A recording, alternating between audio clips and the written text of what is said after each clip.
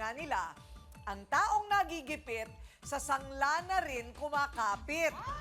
Pero bakit tila ang pinagsanglaan, siya pa raw ang iniipit? Oh!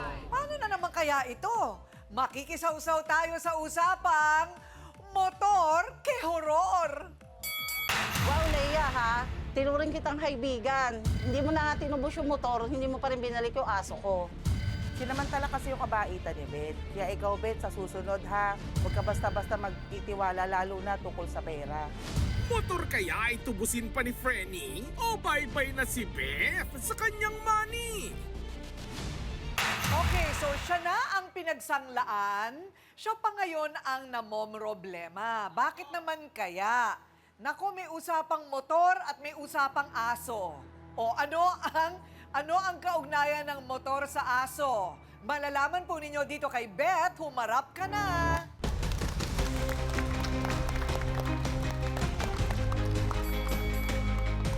So Beth, anong problema? Matagal ka na tumatanggap ng sangla. Hindi po, ma'am. Ay, hindi? Hindi po, ngayon lang po. Kasi po, dahil sa kaibigan ko po siya.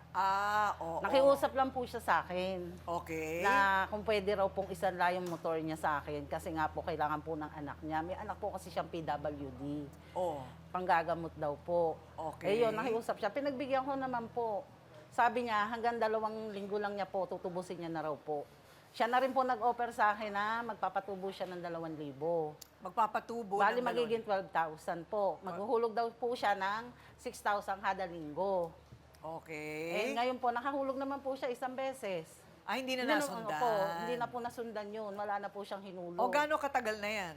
Bali po, sinanla niya po sa akin kasi February 15 po. Nakahulog lang po siya February 22. So hindi pa naman masyadong matagal. Opo. Siya po kasi may sabi.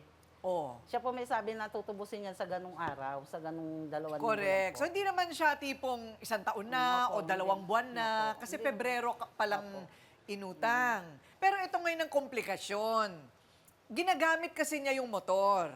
Opo. Tama ba? Pinagagamit mo kanino? Sa pamangkin ko po. Sa pamangkin Opo. mo. Kasi nga Okay. po, kaysa po nakatambay, pinanghahanap buhay ko muna po sa kapamangkin ko para po meron po ang pansuporta rin sa akin. Anong ginagawa niya, rider? Opo, naghahabal-habal. O, tingnan natin sa ating mesa ng ebidensya ang kanilang kasunduan. O mabuti naman, meron kayong kasulatan. Opo, sinabi ko naman po Oh. sa kanya, Okay. nagagawa ako ng kasulatan. Okay, so 10,000 piso, papatungan ng 2,000, maghuhulog kada linggo na 6,000. O, ayan. Pero yun na nga, walang nakasulat na pwedeng gamitin. Opo, yun nga po. Wala Ayun. Ang inirereklamo niya sa'yo yung paggamit Opo. nung motor. Bakit daw siya Nagagalit hindi po siya. makabayad? Bakit daw? Nagkasakit daw po siya. Nagkasakit. Hindi Pero may na- trabaho din to. May trabaho po siya sa salon. Nag-ano po siya, nagre-reband-reband. Yung Ay, ganun ito po. na naman tayo sa rebond. Talagang rebond is life. Okay. So, may trabaho. So, ang feeling niya, makakabayad naman kasi may trabaho nga naman. Opo. So, Tapos nito po, kaya hindi na po siya nakahulog kasi nga raw, nagkasakit siya. pero merong patong sanga tungkol sa aso. Ay! Paano yung motor napunta sa aso? Nauna yung aso. Nauna po yung aso. Sinanla yung aso? Hindi. Bakit? Hindi. Ano na ang kwento ng aso? Ano naman, yung aso naman kasi, babae po kasi yung aso ko. Ngayon, meron siyang lalaki, yung kapatid niya. Ipapalahian ko sa kanya, papakasta. Sabi ko, pag napakasta, sabi ko ganun, ibalik na. Ang pagkakaintindi niya pala, bigay ko na sa kanya.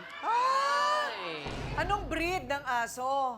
French Bulldog. French Bulldog. Mahal. French Bully. Ay, medyo may kamahalan din yan.